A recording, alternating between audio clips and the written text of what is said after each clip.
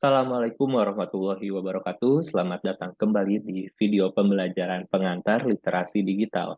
Dan pada video kali ini saya akan menyampaikan rangkuman dari perkuliahan kita terkait informasi dan sistem informasi. Langsung saja, seperti yang sudah kita pelajari sebelumnya, bahwa informasi adalah data yang telah diolah menjadi bentuk yang lebih berguna dan berarti bagi yang menerimanya. Jadi kata kuncinya adalah telah diolah. Apa yang diolah? Yaitu data. Nah, kita lihat di sini, data ini masih berantakan. Dan kemudian setelah diolah, data masih berantakan, diolah, dibagi, dibuatlah field. Ada field bintang, kemudian ada ini arah panah, arah kemudian ada bentuk hati, dan setiap field ini memiliki record masing-masing. Masing-masing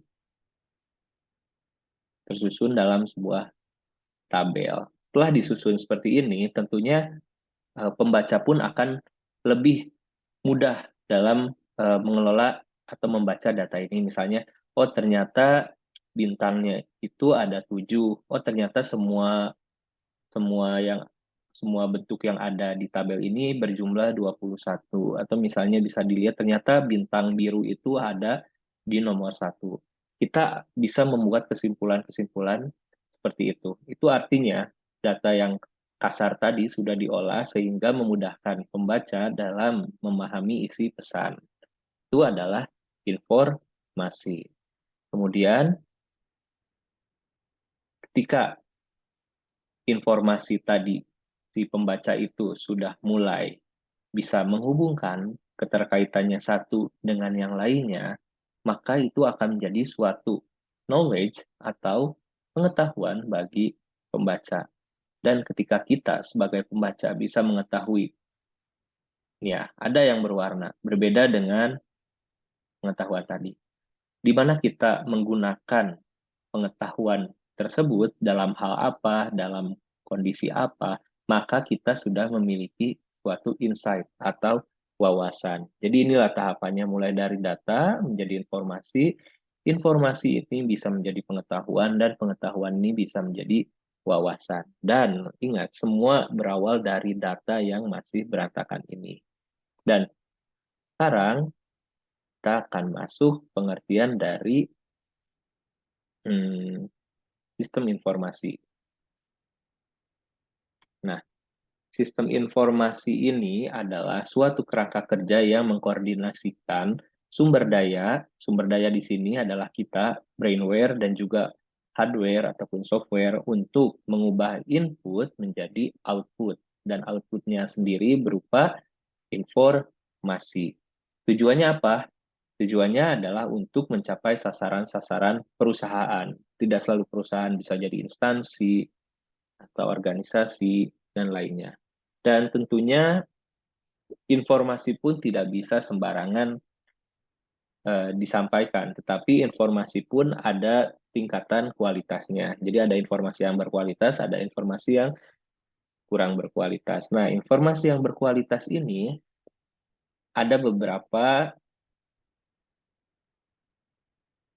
parameternya. Yang pertama itu adalah relevansi. Relevansi di sini artinya keterkaitan. Apakah si informasi ini sesuai dengan yang dibutuhkan atau yang tidak, atau misalnya kok informasi ini hanya sekedar informasi yang orang itu cukup udah cukup tahu, tidak relevan dengan kehidupan kita.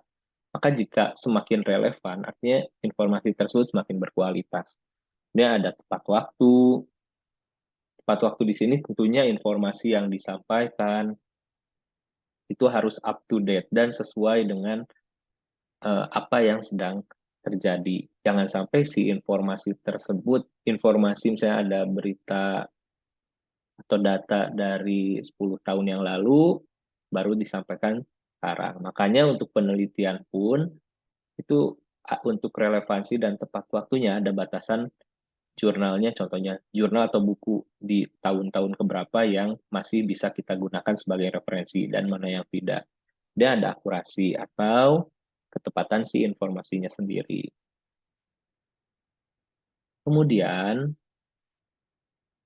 ada juga komponen sistem informasi. Ini masih mirip ya dengan komponen database tadi, tetapi dalam hal ini database itu menjadi satu komponennya. Jadi ini sama dengan komponen database tadi, dan database sendiri dimasukkan ke dalam bagian komponen. Dan di sini ada satu yang membedakan, yaitu telekomunikasi. Dalam hal ini kita cukup familiar dengan yang namanya internet untuk menghubungkan si informasi-informasi yang ada.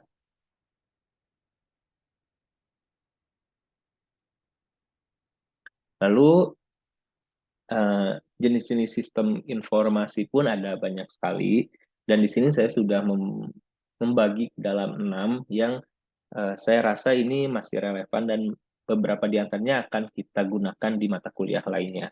Yang pertama, jenis sistem informasi itu ada data warehouse, seperti namanya, data warehouse atau gudang data.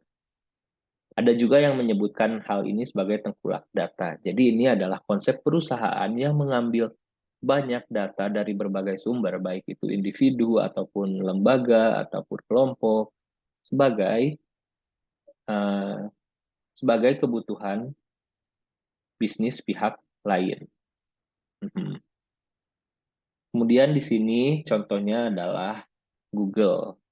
Kemudian yang kedua ada sistem informasi yang berupa enterprise system. Adapun yang namanya ERP, Enterprise Resource Planning. Nah, jadi ini biasanya di perusahaan-perusahaan menggunakan sistem informasi ini agar data atau komputer-komputer yang mereka gunakan itu semuanya bekerja dalam satu sistem dan juga semuanya saling terkait. Jadi yang ini lebih sering digunakan di perusahaan. Dia ada expert system, kalau yang ini menggunakan AI atau artificial intelligence. Jadi pengelolaan datanya serba canggih, kemudian juga eh, informasi yang dikelolanya juga sudah canggih. Untuk contoh si expert system ini nanti akan disampaikan pada materi AI. Kemudian ada sistem informasi geografis atau Geographic Information System. Nah, GIS ini adalah satu sistem informasi yang sangat penting juga agar dikuasai atau dipelajari oleh mahasiswa teknik lingkungan. Karena dalam hal ini kita data yang kita kelola pada GIS ini itu bisa berupa data atribut dan juga data spasial. Pokoknya segala sesuatu yang berkaitan dengan kebumian atau geografi. Contohnya ini ada ArcGIS, ArcGIS, kemudian ada Google Earth, dan masih banyak lagi untuk sistem informasi GIS ini. Kemudian yang kelima ada Office Automation System. Ini biasanya untuk digitalisasi, kemudian pemanfaatan software, hardware, dan juga brainware agar semuanya saling terkait pada suatu kantor. Mirip-mirip dengan ERP tadi. Kemudian ada supply chain management. Ini adalah uh, sistem informasi yang berkaitan dengan pengelolaan atau manajemen suplai bahan baku. Jadi biasa digunakan juga oleh contohnya perusahaan retail, kemudian ya pokoknya perusahaan yang berkaitan mulai dari uh, mulai dari hulu sampai dengan hilir suatu usaha. Hanya di sini bisa dilihat contohnya itu adalah manajemen suplai bahan baku dimulai dari pemasok, produsen, pengecer hingga konsumen. Jadi tujuannya adalah agar adanya integrasi data. Kemudian apa itu fungsi sistem informasi? Tentunya mempermudah manajemen, merencanakan, memantau, mengarahkan, serta mendelegasikan pekerjaan ke semua departemen yang mempunyai hubungan koordinasi. Ini yang berkaitan dengan suatu instansi. Jadi nanti sistem kerjanya sudah jelas dengan adanya sistem informasi ini. Ketika ada kasus A, kita perlu menghubungi siapa. Ketika ada kasus B, kita perlu menghubungi siapa. Itu adalah yang salah satu tujuannya mempermudah manajemen. Kemudian meningkatkan efisiensi serta efektivitas data yang disajikan secara akurat dan tepat waktu, meningkatkan kualitas sumber daya manusia karena kenapa kualitas sumber daya manusia bisa terus meningkat? Dengan adanya sistem informasi ini, tentunya unit kerja itu akan lebih terkoordinir, kemudian lebih sistematis, sehingga manusia akan fokus dengan apa yang dikerjakannya. Tidak jadi si A mengerjakan pekerjaan B atau si B mengerjakan pekerjaan C yang seharusnya tidak mereka kerjakan, sehingga mereka bisa menggunakan waktu-waktu tersebut untuk meningkatkan kualitasnya.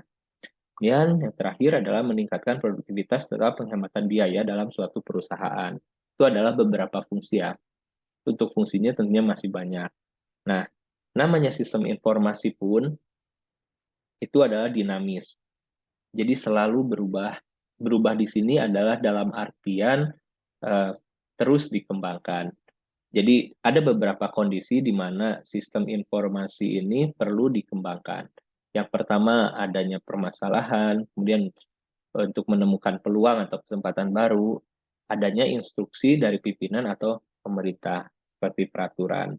Nah, dalam hal ini contohnya adalah perusahaan yang mengembangkan sistem informasi itu ada PT KAI.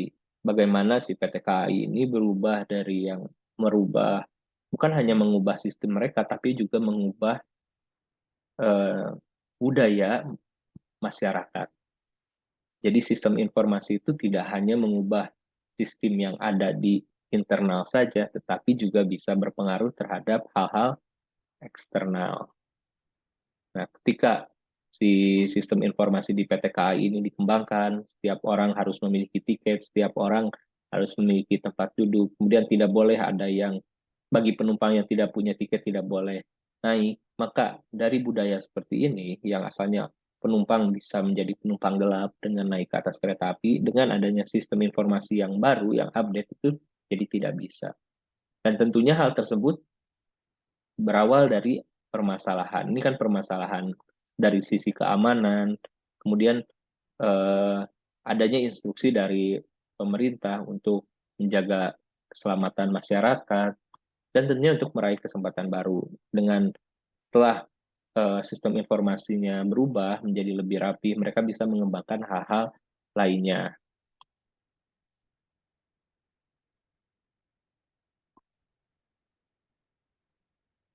Nah, adapun tujuan dari pengembangan sistem informasi seperti yang dilakukan PT KAI tadi, itu adalah pieces, mulai dari performance atau performa, informasi, ekonomi, kontrol atau pengawasan, efisiensi, dan juga service. Jika kita kaitkan lagi dengan contohnya tadi perusahaan kereta api Indonesia, performanya tentunya meningkat. Informasi pun berkembang. Jadi pengelolaan informasi keberangkatan, kepulangan, jam tiba, kemudian jam berangkat itu semua bisa diakses secara online atau di luar stasiun. Jadi tidak perlu datang ke stasiun. Untuk harga, tentunya harga pun jadi lebih bersaing lagi. Untuk ekonomi mungkin ini bisa menjadi lebih mahal, tetapi pelayanan lebih baik, atau bisa jadi harga lebih murah, tapi pelayanan yang didapatkan juga lebih baik. Ini masih relatif. Kemudian untuk kontrol pengawasan, tentunya pengawasan akan lebih mudah karena semua penumpang ada uh, di dalam kereta. Kemudian efisiensi jelas, efisiensi waktu, efisiensi kerjaan, dan tentunya servis pelayanan. Nah, itu adalah tujuan dari pengembangan sistem informasi. Jadi untuk perusahaan yang ingin melakukan pengembangan sistem informasi harus diketahui dulu atau harus menyadari dulu setiap ini, ya, setiap poin pada pieces ini. Ya, jadi sekali lagi pengembangan sistem informasi ini tidak hanya mempengaruhi apa yang ada di dalam perusahaan tersebut, tetapi juga bisa mempengaruhi banyak orang jauh lebih luas, walaupun mereka bukan orang-orang yang bekerja di perusahaan tersebut. Oke, jadi itu adalah rangkuman dari kuliah kita mengenai informasi dan sistem informasi. Mudah-mudahan bermanfaat. Mohon maaf apabila ada kesalahan. Akhir kata, wassalamualaikum warahmatullahi wabarakatuh.